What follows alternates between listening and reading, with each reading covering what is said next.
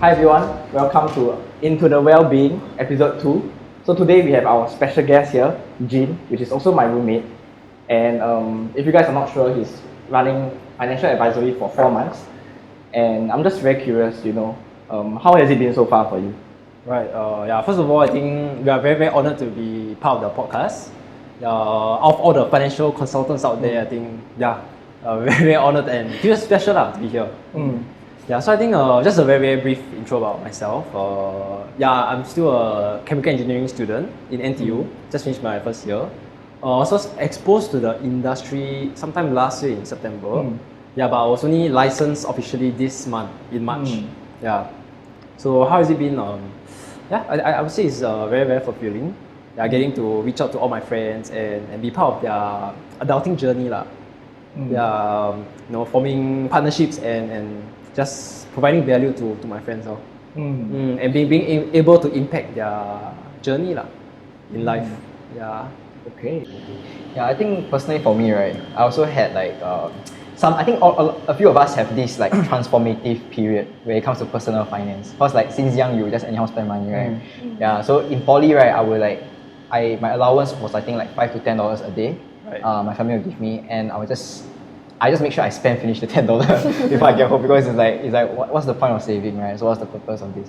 So it was only when I was in army, and after that, after army doing my own tuition business, that I realized the importance of saving up, the importance of personal finance especially. And I read a lot of things, a lot of research into even things like investments and all this. So I'm very interested today to dive deeper into all these But for, let's say, Crystal, right, for you, do you have any transformative period when it comes to your outlook on personal finance? Yeah, so I think for sure, I think how is it? I think financial literacy, a lot of people think of it as big amounts of money, right? Like your first 10K, your first 20K. But I think it always started for me it was when poly, actually post O's, you get your first job, right? What do you do with your first paycheck? And then the concept of saving Because I think honestly speaking, with $5 to $10, it's a bit difficult for you to manage that money, in the sense how much can you save with that if you have to spend the entire day. So for me, it was really after I started working, I get my paycheck, and I use that paycheck to go to school. So I didn't get pocket money since poly, right? So I use my weekend job money to pay for transport and this and that But occasionally, of course, since year one. Yeah, since year one. Wow. So, but my dad gives me $200 a month. So that is just transport, transportation. So starting on the weekday, working on the weekends. Yeah, working on weekends. So I work one weekend. So one weekend is not too bad, because opening to closing 12 hours each hour $10, so it's to be 120 Then your times actually it's not too bad for a poly student. So that was when I think I started to have more awareness in terms of saving. But of course it was post poly when I got my first job. I think then that is when I find that okay, you need to know more about for example, endowment, is that the way to go, or what's next. And then that was when I started reaching out to a couple of my friends who are also like Jen and FA, but of course representative of different companies, and they have different policies and thoughts of your financial plans. Yeah. So JJ, what about you? I mean, interesting. I see that your transformative period is actually quite early, year one poly. I don't think I'm that mature. Raise the bar too high.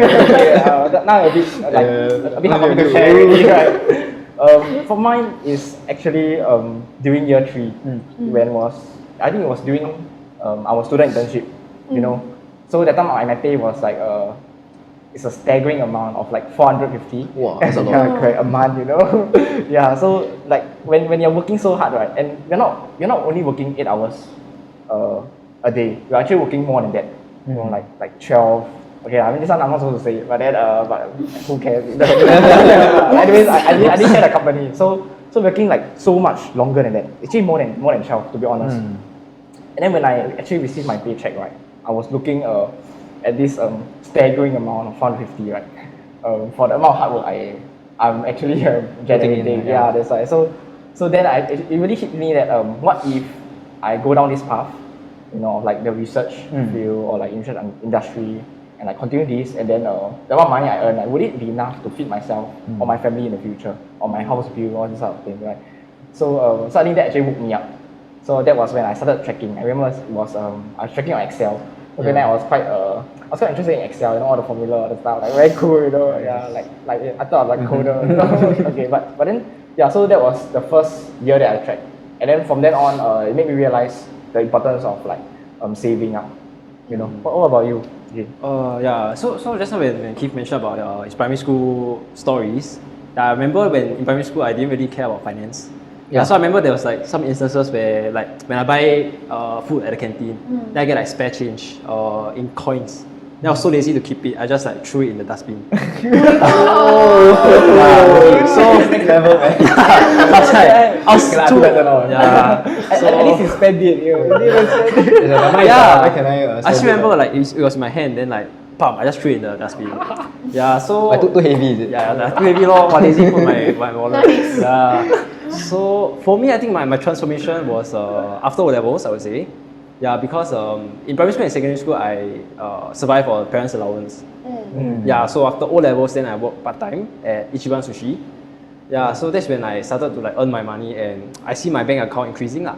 Yeah, so I remember like, it was like from 3K, it increased to about like 7K. Wow. Yeah, in like maybe 1-2 months. Okay, maybe like 2-3 months lah. Yeah.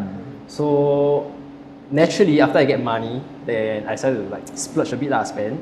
And that's when like I was kind of like interested in the streetwear culture. Yeah, because last time there's like Tumblr, remember Tumblr? Yeah, so Wow, no, sound like a but we all know. yeah, but Yeah, last time, in secondary school it was a thing. Like you know, Yeah, it is. yeah, It is. Like Vine, you have your Snapchat, yeah, people have their like personal Tumblr, then like they post like emo stuff. Yeah. But I was attracted more to like hypebeast photos, very nice. Yeah.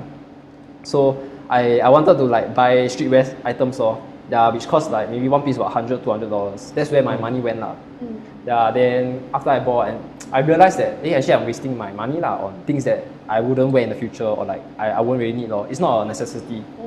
Yeah, so I think that's when I just had a like sudden thought what if I actually do this, but instead of being the consumer, I be the one that's supplying lah. Yeah, correct. So I think that from that instance, it changed my mind about money. Yeah, instead of like spending money and buying useless stuff, why not invest in something and make profits lah, earn money, make my money work harder for me. Yeah. So that in a way was my transformation and what led me to pursue like entrepreneurship. But did that thought come to you like suddenly? Like did you like just sit down and suddenly like, okay, I should start a business? Like was there anything that happened that like caused you to like catalyze that? I think the trigger point was because like I mentioned, my bank had like 7K. So when I see it drop back to like 3K, then I'm like, it's sad, right? yeah, I'm like, what the, like why? Then I ask myself, am I doing something wrong? Yeah, this is when I pondered that there's actually like another way to do things lah. Yeah. Interesting. Yeah. Nice. You had a story where you actually started some entrepreneurship journey as well, Yes. right? Yeah. Do you mind sharing with everyone what that journey was like? And I mean, just share the entire story. I think it's very interesting. I think everyone wants to hear that. The details sure. interesting. Yeah, so I think it goes all the way back to poly. So in poly, right, I didn't work part-time. I didn't take allowance from my parents. I survived mainly on like reselling lah. Yeah, so reselling is like a culture where people just buy stuff and flip resell for profit. Yeah, for example, like let's say this person, Nike releases this cup and it's like limited. So the people who buy it are the only ones that have, and there's a demand for it lah. Yeah, so naturally you can sell it higher to the consumers. Yeah, so I've been doing that for like throughout poly. Then I managed to accumulate like some wealth lah in poly. So back then, okay, I can just be transparent lah with the viewers and everything. So in poly, I think my bank account had like 20-30K. Yeah, because like I already hustle and everything. That's not bad. Yeah. And you use that money to pay for your own expenses, your food, transport, all that. Correct. Shit. Yeah. That's very good. Correct. Nice. Yeah. So that sparked the interest, and then after poly, I went to NS. That's when like I was honored enough to become an officer lah. So like naturally higher pay and everything. But I forced myself to save money. Yeah, so I didn't have like knowledge in like investments or anything. I just thought the best way is just to save money. Yeah. So earn money, spend less and save. Then somewhere in NS, my bank account had like almost 50 or 60. Yeah, but back then I still didn't think it was a lot. like some reason I always try like ask my friend, hey, Have you seen my bank account? like is 50k a lot? Like Combine all together. yeah, I always ask my friends so because I had no like perception of money or what lah. Like I didn't know the value. I just knew that I wanted to make as much money as I can. Yeah, like I didn't know about investing or what, just make as much money and save. Yeah. So somewhere in NS, after the first year around there, I met a business partner, and then we decided to like set up a business lah. There's a physical store that sells streetwear clothes and shoes. Yeah, so me being like clueless about investing and stuff, right? I wanted somewhere to put my money and so-called grow it lah. Like, because in NS I don't need this money ma. I had no liabilities. Like every day in camp, eat, cook house. I don't spend anything. I remember I limited myself to $300 a month. Yeah, like in my iPhone notes. Yeah, $300. $300 a month. Yeah, That's way better than a lot of the people that I know. Yeah. In NS. Yeah, lor. So I forced myself to save, and where was I? You don't have liabilities. Correct. Yeah, no liability. So I met this guy, right? Then he pitched to me his idea while he's starting a business, everything, and doing quite well. He got connections, everything lah. So right from the get go, I was quite sold lah. Yeah, because I wanted a place to grow my money, and it's something that I like also ma. My passion, like streetwear reselling lah. Yeah, so straight away I jumped on the opportunity lor. Yeah. Even though I knew this guy for maybe like 1 month. Solid stuff.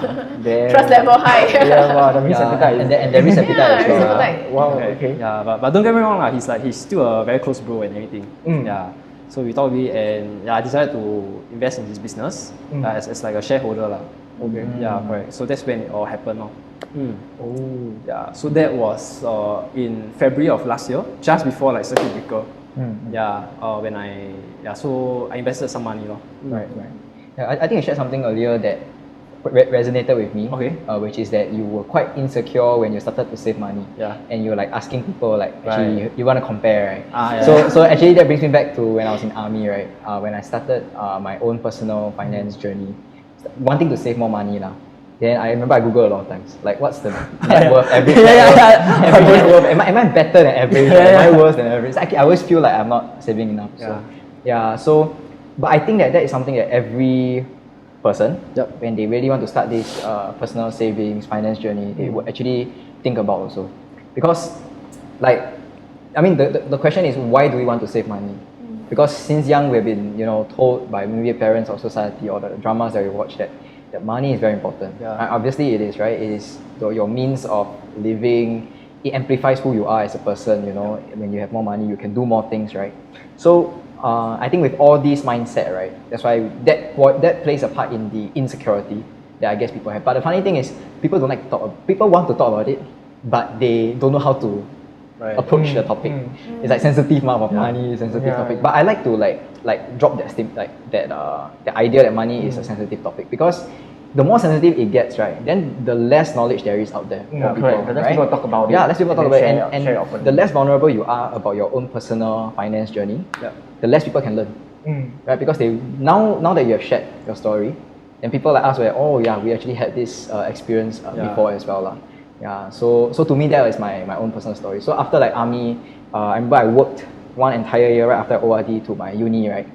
I saved 30,000 or so in that 1 year. I grind like mad, like you lah.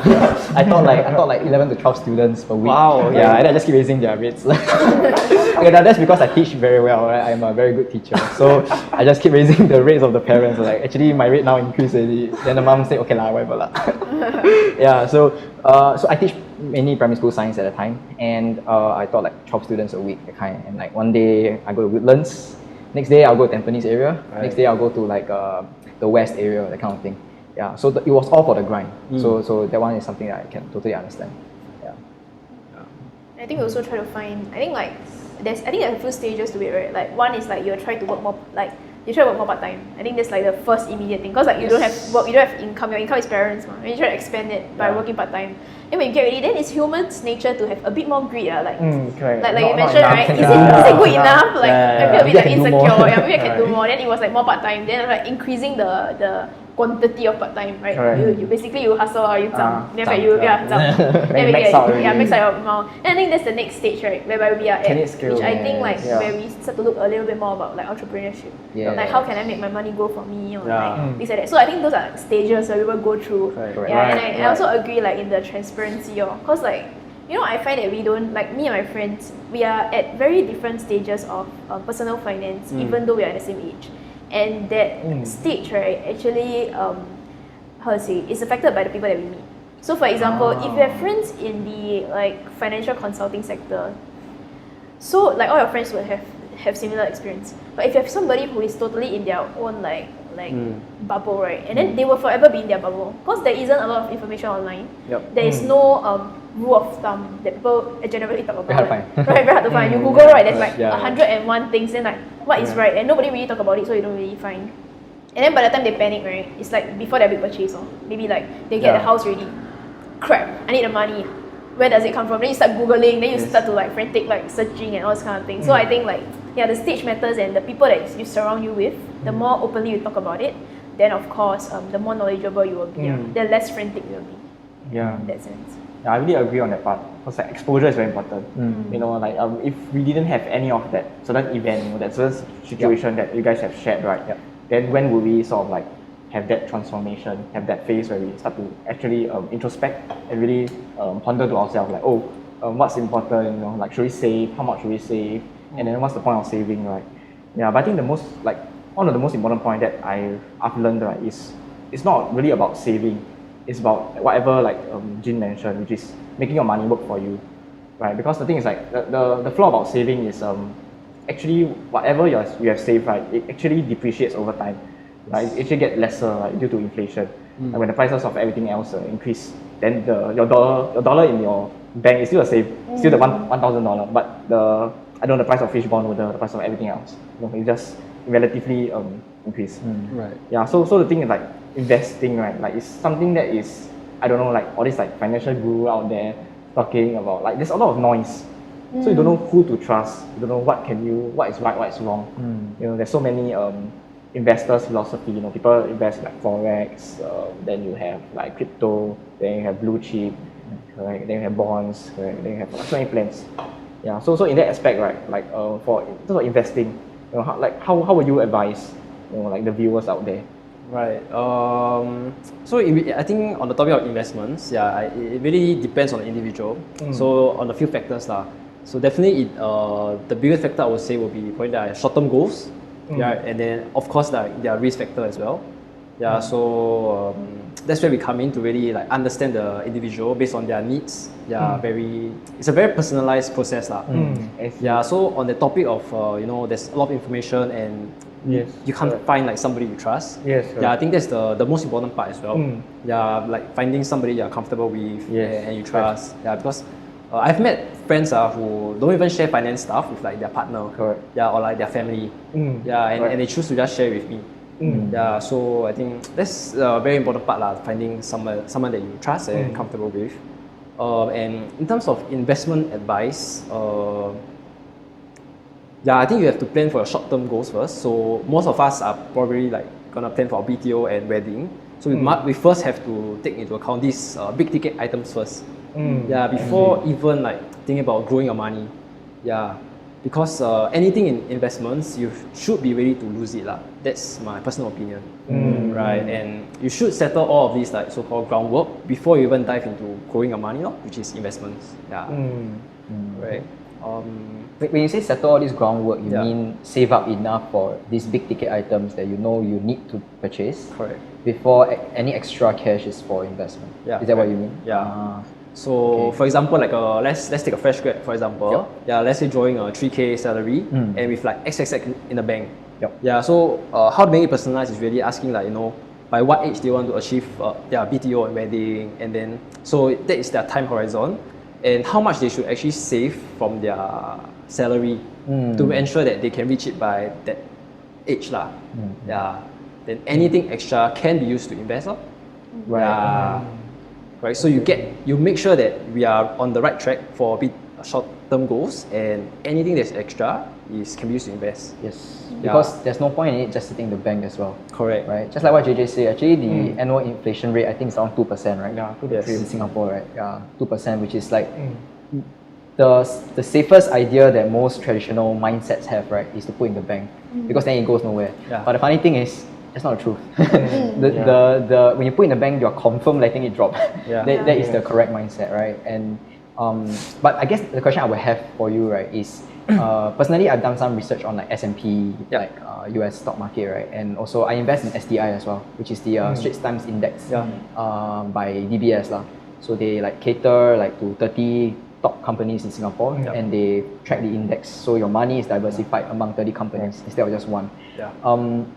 Now for all these, right, if someone, let's say I haven't started investment at all, and my question to you is I have maybe like $500 a month that I want to invest.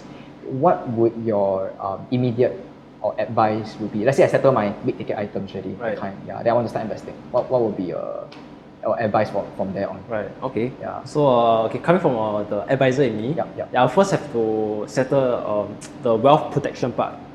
Which Which is the insurance portion. Because okay. there's no point growing your wealth but not so-called protecting it lah. Right. Yeah, imagine your wealth is like what, $500,000, but something happens and you have to use your investments to pay off like your hospital bills, for example. Yeah. So if you ask me, wealth protection comes before like wealth accumulation. Yeah, correct. Wealth protection comes before wealth accumulation. Yeah, correct. Okay. Yeah. That's the insurance portion. And if let's say it's $500 a month, there are so it depends on the objective of this person's investments. For example, is he really planning for retirement? Yeah, or he needs something more short term. Yeah, then that's where we assess like their goals, whether it's long term, short term, Their risk appetite as well. Correct, risk appetite. Okay. Yeah, so if let's say you're talking about shorter term, then we'll probably go into a shorter term instrument lah. Yeah, whereas there are other instruments that cater for longer term goals lah. Yeah.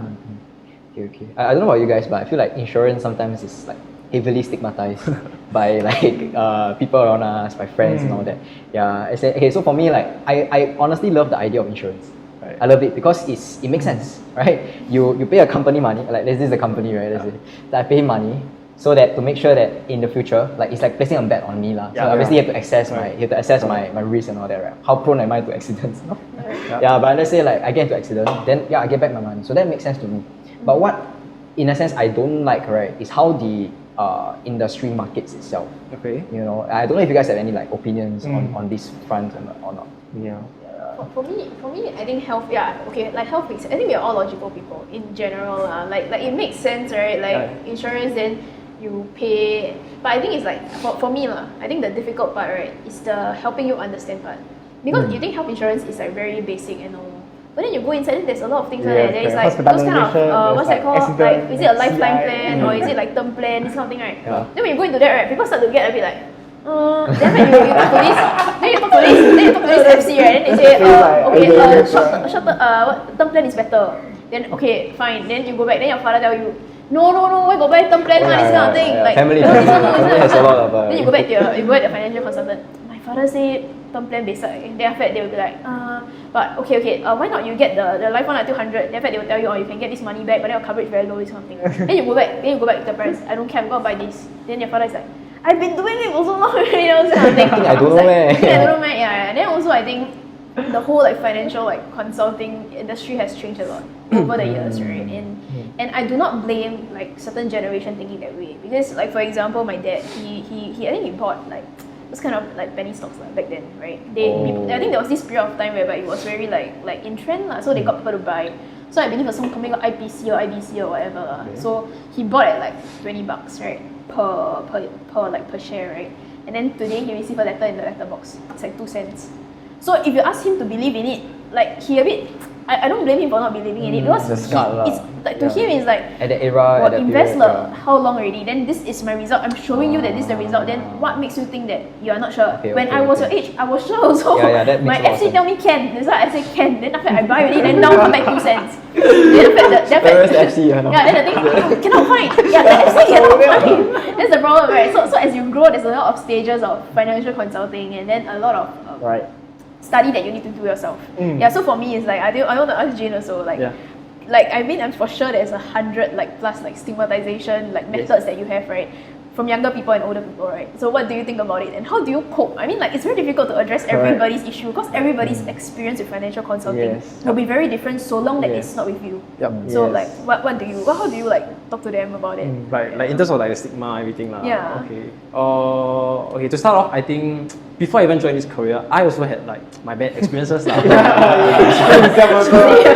I think it's quite normal. I mean, but across the years, I think how they do things has changed drastically lah. Yeah, and that's where like this thing called like I call it like the new wave of advisory. Yeah, like new generation of like young bloods lah coming in to really like so-called transform the industry lah. Yeah. So on the topic of like our parents have their experience and like their agents like not contactable and stuff. Yeah, I think a lot of our older generation, our parents are probably like not I can't put it in words, like not serviced Orientated. not adequately serviced. Because like last time they sold the plan, the advisor sold the plan and then they just like left. That kind of thing. So that's where the so-called bad experience come in lah, and the stigma. Right. Yeah, so I've met a few parents and stuff. They say, "Hey, boy, 你会做 like long term 这样吗? That kind of thing. I think that's my concern for my dad as well. It's not really about whether the plan will work, but it's like, will you be there? You'll still be here. Correct. So it's like I think similar to your dad's experience, like he listened to the advisor, right, when he bought the then the advisor left. Correct. And then now it becomes like 2 cents, that kind of thing. And like when you grow old, then some of them the advisor pass away. Then what's next? It's like Make sure the advisor is younger than you. Hey, you got any health condition? Exercise every day. That's like American record. Okay, never experienced before. This one I ask you, show me your blood test. Show me your health condition. I think that's this one factor also lah. So whatever happened can be changed in a way. So it's how we can just make the experience better for the younger generation lah.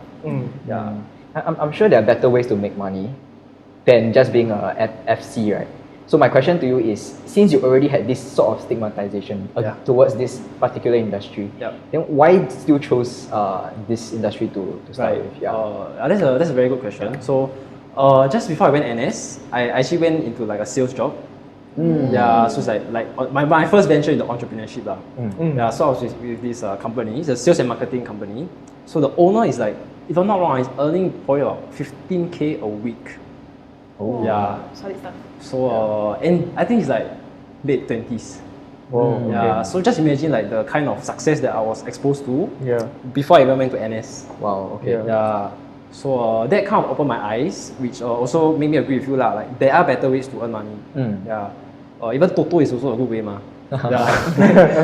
Low chance, but then still a way.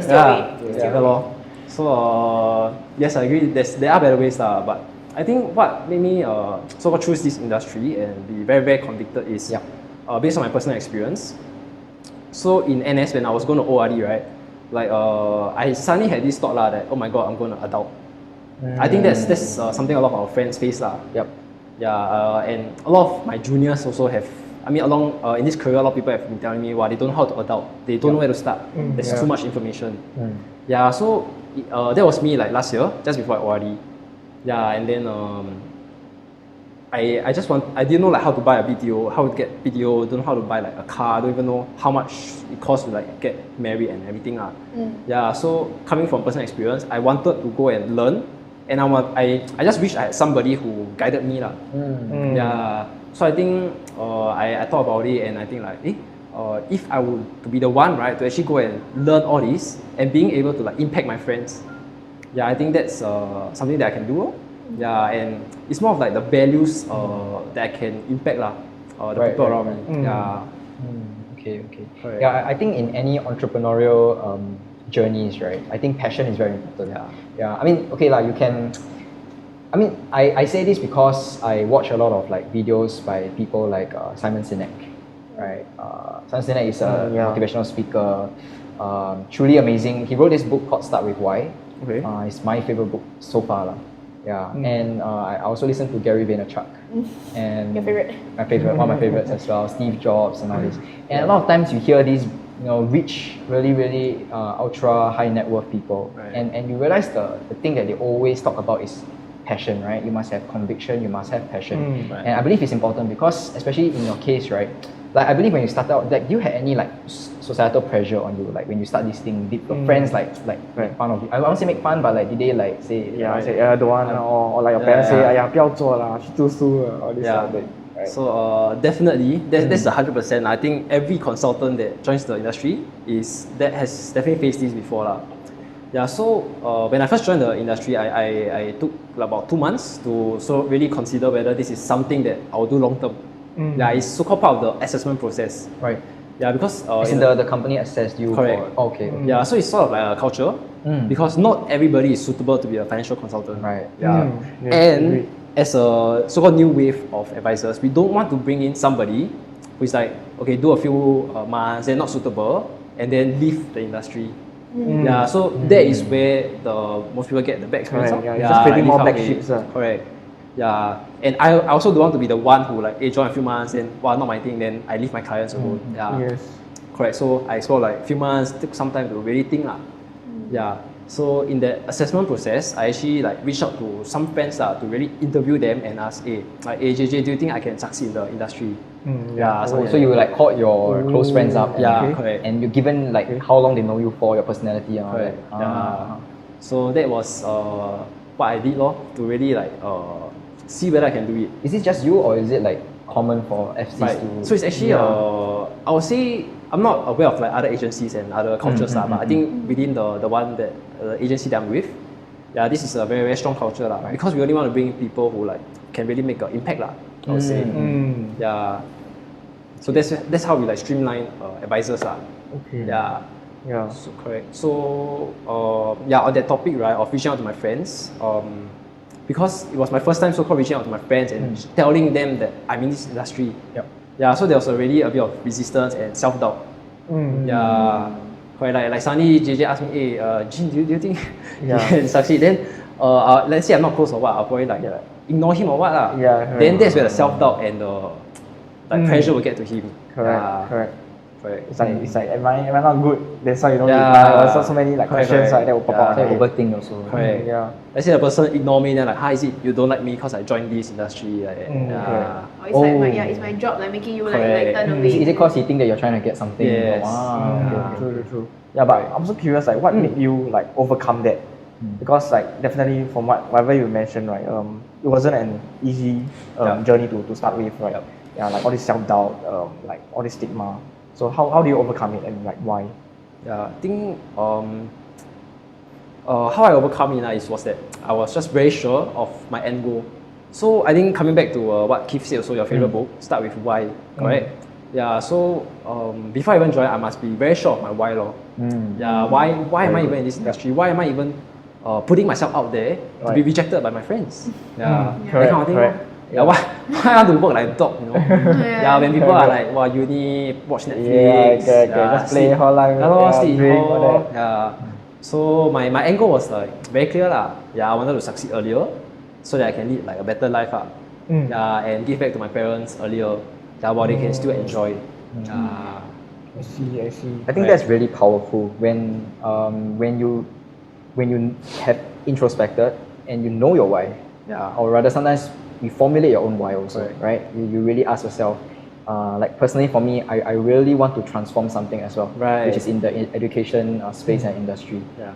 And when that takes over your life in that sense, or that becomes your vision, or that becomes your goal, right? All of a sudden, I wouldn't say you are at the next level already, but more of you are your own enemy already. You are your own competition, right? So all of a sudden, you don't see people on your left or right as like, what is he doing? Yeah, like rivals. You don't see them as rivals anymore. Right now, your competition is with your own vision, and your own why, whether have you achieved your why or not. Yeah. So I think that's really that's why you're so motivated to the point where you can wake up at 5:30. Yeah. So Jim was telling me that he wakes up at 5:30 every day. Wow. Yeah. Share a little bit about how tough. crazy How tough it schedule. is. Yeah. Okay. I share mine first. Okay, Okay. So for me, right, I'm running Lumi lessons. Yeah. Right now we are a tuition agency, but we have plans on being an edutech company. Yeah. Right. So we are going to look for CTO, and we have some plans in mind that we are going to try and like execute. And if you're my close friend in school, you will know that you're studying with me halfway, and you will realize that I will walk out of the lecture theatre like 5 minutes later, right? And the reason is to answer a phone call, and these phone calls are with moms. Okay, so I talk to moms every day, like for like five moms to 10 moms. Yeah, you say just like maybe 3 to 5 calls. Yeah, and sometimes the moms will go like quite crazy in terms of like telling about their stories, and they will like sometimes they'll shed a tear, they'll cry over the phone and all that, telling about their children. Like don't get me wrong, I love that because I believe that is my strength as well in connecting with. I mean, sounds weird, but connecting with moms is one of my strengths. Yeah, it's one of my strengths. Yeah, so I'm going to use that to the best of my abilities, lah. And I believe that what I'm providing them is also something useful. Also adds value into their children's lives. Yeah. So for me, schedule is hectic. Right, but I don't wake up at 5:30 every day. How? Like 5:30. So why and how? Yeah. Okay, let's start with the how first. So, cause my house, right, I sleep on a double decker bed, so I sleep on top, right. So my phone, right, I will put it at the door. I told you it works. Yeah. Like 2 years ago. Okay, never mind. Anyway. Yeah. So, cause my brother works full time and he sleeps below, so once the alarm rings, right, bam, like I usually I jump up lah because I don't want to wake my brother up, ma. So straight away I'll run down to the door and off the alarm lah. Oh. Yeah. By the time you wake up already. Yeah, by the time your adrenaline rushing. That's true. Then if you miss a step, then it's like, boom. You wake up also. That one is better. Right, you wake up also. Okay, but have you ever go down, off, then go back up and sleep? Have. Have. That's, I mean, I'm human also, ma. Yeah, right. Human. That's right. Human Right, touch. so I will like full of adrenaline go down, off the alarm. Oh, I go up again. Concentrate. Oh yeah. I never go back up, open the door, then I walk out to the living room. Then I sleep on the sofa. Wow. At least you made your adrenaline last till you walk to the sofa. Then go back to the same bed lah. Because they want knee strength to go up. Right, knee strength to go That's up. quite true. That's quite true. What time do you sleep? Always. So if I wake up at 5, right, I will always sleep before 11. Yeah. Oh shit. So let's say like it's reaching 11. Let's say I still have messages I haven't replied or anything. I will just drop everything and just go and sleep. Yeah. Wow. So I sleep with the mindset of like, no, I'm still in the work mode, but I have unfinished work. Yeah. So when my alarm rings, then I know like, okay, it's time to work. Yeah. So Don't the thoughts like Keep run awake. wild? Yeah, that's Because why I get that a lot. Correct. And if I have unsettled business, then I can't sleep. I really cannot sleep. I will keep thinking about it, and then I will say, oh, this person I have the email. I have to got call any this person. experience recently about it? I mean, there's one there's like so many. You know, I think it's every day. You know, like everyday battle. Yeah, every battle. Like so many things that are unsettled that I need to talk to my team members. This issue is not settled. You know, this customer I haven't quote yet. This customer still very unsure about what we are doing. You need to do like product education, right?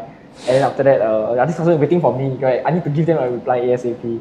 So all this, I really cannot like fall asleep. How do you do it? I think my take would be, I mean, prevention is always better than cure. So what I mean by that is like, let's say I got messages, right? Every time I have pockets of time to reply messages, straight away I'll go and reply lor.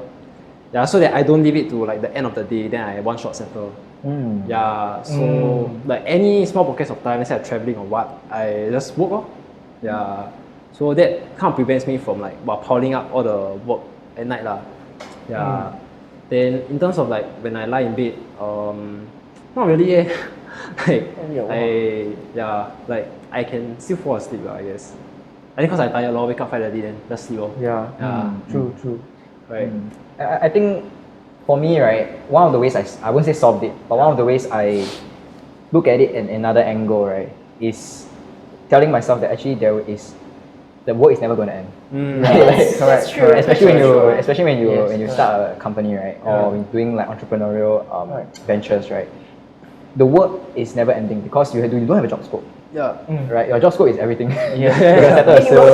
Minimum, And when is it fast as possible. Yeah, and That's logically, when is it gonna work? It's gonna work in maybe 10 years time. That's when it really works, right? Then when it really works, you have more work to do. Exactly. So like recently, like there's this guy, you know, like Richard Branson, Yeah. right? So he's like he's the founder of Virgin, which is the Virgin Group, and they have like they have the airlines, and then they have the One of the shark, right? Shark. yeah, one of the sharks in Shark Yeah. Tank, and recently he went to outer space with his Space, company yes. Virgin Galactic, and the interesting thing is I think the man is like 80 years old.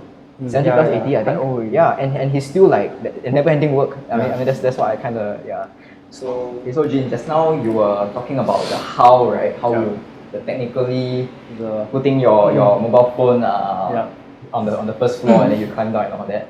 But why do you have to wake up at 5:30 though?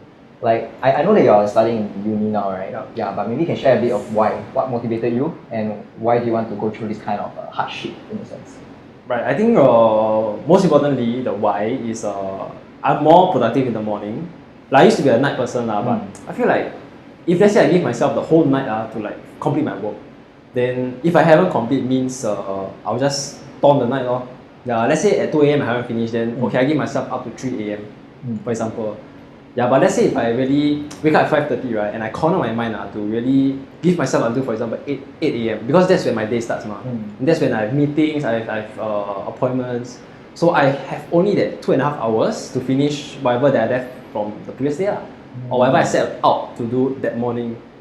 Yeah, so in a way, it's really like this thing called Parkinson's law. Yeah, let's say like when you have exams, right, then you left like 1 day to study. Yep. Yeah, you will like literally study the whole day because like that's the only day The that efficiency when it goes up as well. Yeah. So in a way, it's the same logic law. So that's more of the why law. Like wake up early, I give myself this set few hours and just finish off. Yeah, that's when I'm fully 100% concentrated because I know okay, I must finish this by 8 a.m. Right. Yeah. Wow. That's more of the technical aspect also. Yeah, the why.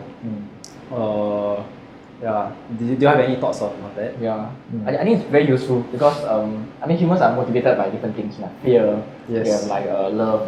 There's also sense of urgency. Yes. So I guess this falls under that category. Which is actually very strong. Yeah. Like when your exam is coming, you have to study within like the 1 day. It's really bo pian. Yeah, bo pian. Yeah, that's why. So it's really good. Right. Is there any other like sort of habits that you have? Right. Like regarding your entrepreneurship journey. And how has that helped you? Yeah. Okay, a bit more about the 5 a.m. I think why I wake up at 5 a.m. and why I'm so like happy doing it is I think look, it's cool. Like who the hell wakes up at 5 a.m. Yeah. Like you tell your friend, I sleep at 4 a.m. compared to I wake up at 5 a.m. Yeah, I think The the, Friday we're like, wow. and that's the thing, because like in Hall 13, right, I'm known as the Jin, you wake up at 5 a.m. You crazy that kind of thing. Correct. So in a way, it also sort of creates a brand. Publicity. Yes, that's true. Yeah. So like let's say in Hall, I'm known as the crazy guy who wakes up at 5 a.m. to run. Yeah. Back in Hall Yeah. It's sexy. Yeah. Actually true. That reminds me of the like TikTok, right? There's this like that girl trend. I'm not sure if you're like in line to that but like I'm recently running a TikTok like marketing conference, so I'm like very into it. Then like basically that girl is like the alternative cool. Like everybody wake up at 4 a.m. but that girl right wakes up at like 6 a.m. in the morning. Then after that make sure she gets like lemon water and then like drinks organic green tea, then get like exercise or something. Like the perfect like person, wow, like that kind of thing. So it's like, I think that's like kind of your approach. Correct. So like did that come to you like naturally, or like for example, do you see somebody on YouTube? Like for me, I always take like how to say Inspiration. my lifestyle inspiration from YouTubers, like very much. Especially so when they produce videos every day, then this kind of thing I see and I pick up. So for you, was it that case or was it a person? So for me, I think I would so-called associate very heavily with my mentor. We shall get to my mentor in a bit. Yeah. Because I've seen him waking up at 5 a.m. and firstly it's inspirational. Yeah. So that was kind of like a good habit that I wanted to have for myself lah. Yeah. And because what he has been doing so far has worked lah. Yeah. Because he has been achieving like results and everything. So I thought, why not just like he already has a framework, so just copy paste on. Yeah, and when I first started waking up at 5 a.m. Back in my first semester in uni, I didn't really like think so much of. Yeah, like just do what, just wake up 5 a.m. lor. Primary school we also wake up early ma. Yeah. Not so early, that one is way earlier. Yeah. Oh yeah. In NS lah. In NS. Oh yeah, NS also. NS also ma. Yeah. Right. True. Then I think it's what? Okay, have you heard of like what makes a habit? No. How? Elaborate. But it's not 21 days thing, then if you do it because of habit, or was it something else? Okay, something along the lines, but I can't remember the exact details. Basically, it's like you have a push, and you do it right, and then you get like so-called something that makes you feel good about doing the habit. Or the reward, right? Yeah, pain, then you get the reward. Something like that. Right. Yeah, so the pain is like, let's say I'm not productive enough, then I choose to wake up 5 a.m. You want to avoid that, the pain. Correct. So Yeah. you choose to wake up 5 Correct. Okay. Then when I wake up 5 a.m., people talk about me. Yeah, It's a so reward. Correct. Ah. Then like So you carry it as a stick lah. yeah, Oh, yeah. I become the top of the town, that kind of thing. Okay. Yeah. I see. Interesting. Yeah, it's like let's say let's talk about losing weight lor. Yeah, let's say you don't like yourself in the mirror because you like put on weight, then you go and exercise, and then you get people say nice thing about you, that kind of thing. Wow. Right. So for every habit to form, you must have these three. Push and pull lah. Correct. Carrot and stick. Ah. Carrot. Okay, okay. Makes sense. Oh. Yeah, that's why. Not bad. Yeah. Actually, just now when you said mentor, I was just thinking like, when do you have a mentor, and also why? Right. Okay. So my mentor, his name is Wilfred. Yeah. And I can very proudly say if it's not for my mentor, right, I actually wouldn't even have joined this industry. Okay. Yeah, and I also so-called what's the word like attribute it to fate law that I met him. Yeah. Right. Cause like when I said I had bad experience with financial advisors previously, and I saw the way he do things. Yeah. It's like a new way of Correct. doing Yeah. financial. Okay. Correct. Like my bad experience was that when at the MRT, then people like pull you, sit down. Right. I hated that. I mean, I think everybody faces that But they pull you let me just why won't pull lah? Yeah. They just follow you all the way. Correct. So I'll start running. Then see Yeah. whether they can catch up. No choice lah. Fast win. So, cause I myself experienced that, and when I saw like how Wilfred do things, cause that time when during that bad experience, I sat down, right, the person literally like started pitching to me about a product. So I felt it was very like salesy and very product focused. Correct. Yeah, but now like the so-called new wave of advisory is really person focus. correct. Yeah, it's like I really want to get to know you, understand what's your motivation, your goals, all these are your plans. Yeah, and I want to take into account everything. So Correct. I think just now also Crystal mentioned find someone who can help you pick out these loopholes yeah, that you yourself as a consumer you cannot see. Right. Yeah. For example, let's say today I do a plan with you, right? Right. Yeah, but you probably won't know what your next time you start working, then you have to take over your plans, all these. You have to factor it into like your fixed expenses. Correct. Yeah. So this is just one example of how like a consultant, advisor can help you look at a bigger picture. Yes, right. Yeah. It's like a foresight because they have a lot of clients. They have been through a lot. Correct. And you know sort of like the future, what roughly you will Correct. face, down the road. Yeah. Makes sense.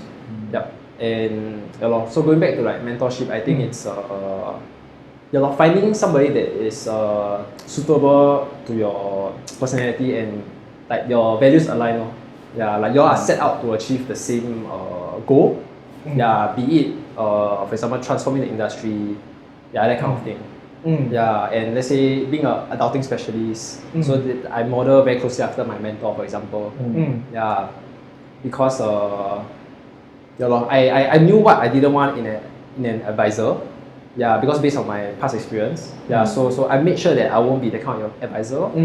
Yeah, so after I met Wilfred, like really by chance and by fate, I saw how he do things, and yeah, really aligned. Yeah, and then I just took a leap of faith. Yeah. I got that. Okay. Yeah. I think that's a very interesting point about being. Okay, firstly, you are someone who didn't like the way financial consultancy is being done, right? So that puts you in the shoes of a customer, Yeah. right? So now then, when you are FC, then you understand what Right. customers don't want, right? Yeah. So it's actually a very similar case for me also. Because when I was a student, I was a Right. bad student in primary school and secondary school, right? Turn off the dentist lights. So now when I am a tutor, right, I can sense that the student is bored. I can absolutely sense it. Because he's the one that is bored last I was the one that was so bored last time. Like, the tutor just stopped and then everything just goes nice. Like, yeah. So now I am able to capture their attention. So I believe that's the same similar case as you. Right. I think talking about the mentorship also, I find that like, I think mentorship, a lot of people like mistake it as something that is very like big and broad. But at the same time, I think it can be as simple as like somebody who has like similar goals to you, or people who can help you in loopholes that you don't know about yourself, or like you don't know how to get there, like kind of thing. So like for example, like visionary mentor. So basically, maybe you know that you want to run this like operational business, but then you don't know where you should bring it to. Then you speak to somebody who is more visionary, who had similar like problems as you, and then they found their vision, so they can guide you to wherever you are. Or even like for example like life goals. Sometimes you just don't really know what to expect in life. You talk to this friend, and this friend like it sounds like that's a life that I want to replicate, and then that person like unknowingly becomes your mentor. I don't think it's like an official like process. I think like these days a lot like on LinkedIn people keep saying like find a mentor, and people like stress over it like oh my god, I'm not the only one without a mentor. Am I gonna fail in life because I have a mentor? But I think like the whole idea of it is just basically finding somebody, right, that you can trust, and you find that their journey or their result is something that you're looking towards. Correct. Yeah, I really agree. Like it's actually very difficult to find a mentor like that. You know what you say, you know, like we have like alignment with your goals, your vision, you know, and also like complements to what you don't have, what you lack, right? Maybe the person is more operational and lacks the visionary aspect, right? Then that case, the mentor can sort of guide the person. Yeah, so I think it's quite difficult for me because like I've talked to like so many mentors, you know, like around 10 plus. So the thing is like I mean they're all very good in their own aspect, but having that part where you actually resonate with the person, and then have like coffee session, you know, like it's very chill one. You don't need to like talk about work all day, right? You can like just hang out and just eat together, right? Yeah, so actually it was quite difficult for me to find like a few that I really resonate with, you know. So how do you actually find your mentor? I think boils down to like same vision again, no? Yeah, because I say you found it like hard to find someone, right? Yeah, so like because I had a bad experience, so I knew what kind of like value I can bring to the industry. So in terms of making it fun for everybody, making like financial planning not so taboo, making it like instead of like just selling products and being pushy and whatever, it's really like advisory, as an advisor, and partnership lah. Correct. Like a lifetime journey, because like I'll see you through life also. Yes, correct. Yeah. So but I told myself, right, like I mean when I first joined, then I asked myself, there's this stigma, and I'll get rejected, and I'll definitely like emo and stuff. Yeah, but I told myself like there's this stigma and stuff, right? So I gave myself, there's only two choices. Yeah, like for yourself, let's say it's a tuition business, right? And you know there's like a so-called bad stigma, like bad experience, bad rap, correct. So you can either be part of the bad rap and like just let the bad rap continue lah, or you really choose to be different and make it different for the consumers, really transform the industry lah. Yeah, correct. So I just decided to be part of the second group. Yeah, because I know what I don't want in an advisor. I know how it was, and I know what I can change. I know how I can make it enjoyable and fun for my friends, the people around me. Yeah, and that being said, I saw that in Wilfred because, like I mentioned just now, there was this whole assessment process. Yeah, so I didn't just like straight away choose my mentor. I actually went to really see how he does things, and from there I get to understand lah. It's like when you're finding a wife or a girlfriend, you have to first date the correct. Yeah. Just ask them out for a chat, right? Then you slowly talk things out. Correct. So I think I really agree. It's very practical. It's a very practical and logical like flow of things. Correct. Right. So that so-called dating phase really helped me resonate lah. That's interesting. Seeing FC as a dating phase. Mentorship as well, you know. Right. Yeah. Okay. Means same for you, like if you find like your business partner, you know, like in the future when you need CTO, COO, then you need to go through this dating phase. Which is why in my company, right, we have this trial period. So whenever, because we are small, so we can get to have all these trial periods. So and we also give free trials to parents. Yeah, so I'm someone that like to have trial because I'm a practical person. So I believe that though you can say anything you want. Yeah, Right? but you never know until you try. You execute first. You see whether you can say you are the best tutor or whatever. But I put you up for a trial lesson with parents. Are you the best? Yeah, and the parent will tell me whether you're the best. Yeah, so yeah, I agree with that approach. Yeah. But I think like I won't say danger, but the sad part comes when people cannot find a mentor. Right, like what JJ said, because sometimes dating phase, then gone, right? Complicated. And then like so you emo, right? Like what you said. Yeah. I think that it's okay because I, for one, personally do not have a real mentor, but I am being mentored by books and by some entrepreneurs that I really, really follow. And I follow them to a point where I watch their videos like every day and read their books like every day. So people like Steve Jobs, you have Gary Vaynerchuk, you have Simon Sinek. These are the people that I truly resonate with and I truly follow and try to, I won't say emulate. I think emulate is the wrong term, I guess, because when emulate, you try to copy them exactly. Right, but I guess really is to find out the things that you are really inspired by, like it, and see where your strengths lie in that. So like what JJ was talking about, like visionary and operations person, right? So for JJ, he's a very good operations person. Yeah. But for me, my operations is quite crappy. So things will get disorganized. For me, like I'm not good at the day-to-day task. But what I'm best at is picturing the long-term vision and like articulating that vision to my team. So because of that, understanding my strengths actually helped me to really play my cards right in that sense. Right. Like for you, do you see yourself in this process when you lead collab? Yeah, so actually it was very difficult when I was starting out because I'm not a visionary person, right? And then painting a picture, painting a dream, painting something that is not there in the future is extremely difficult because nobody's able to see it. Just like before Grab came out, maybe let's go back in time, right? Before Grab came out, when they actually pitching this product, so it was like, okay, they copied this idea from Uber actually.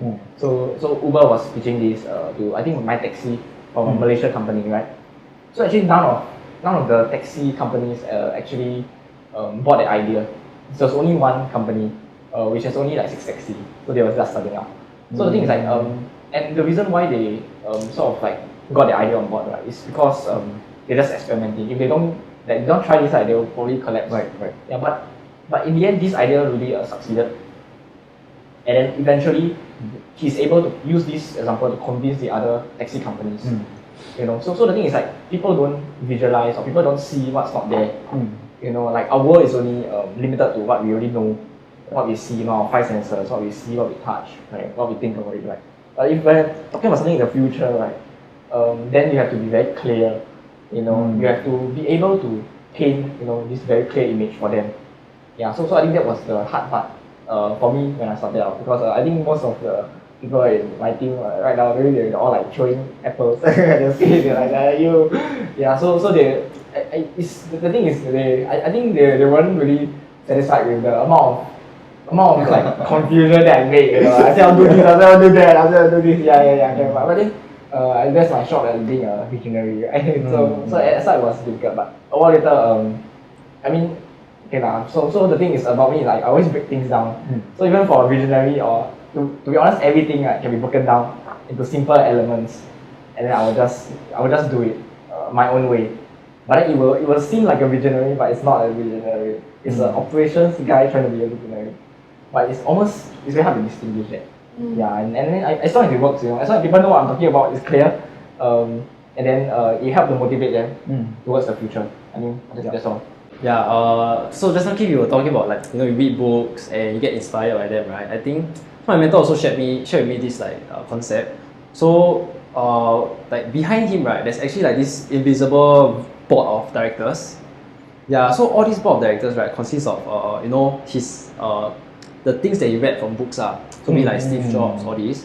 And then whenever he faces like a difficult situation, then he asks himself, will Steve Jobs do this? Wow. Okay, that's very good. That's a very good concept. Correct. Yeah. So Yeah. just think because you are a founder. You are founders, man. Yeah. So I think you all can also. I mean, you all have your own board of inspiration directors. Correct. Yeah.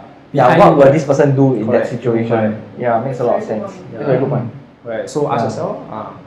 That's a very good point because you are trying to think from a perspective of these people. But Correct. most of the time when we run into problems, right, we think from the perspective of the average person or ourselves. Yeah. We just think from ourselves, our own point of average mindset. Yeah. But when like what you say, what would this person that you respect so much do, then it becomes very different. Yeah. I think with that, we have come to the end of this episode. I think today we're very happy to have Jin with us. I think he shared a lot of great insights in terms of like financial advisory, consulting, and I think we also run through some of the like stigmas and interesting like point of views when it comes to like receiving mentorship. So I think thanks Jin for joining us today. We really had a great time. I think everybody as well. Yeah. Thank you, Jin. Thank you. Yeah. Yeah, it's also my first time having a podcast.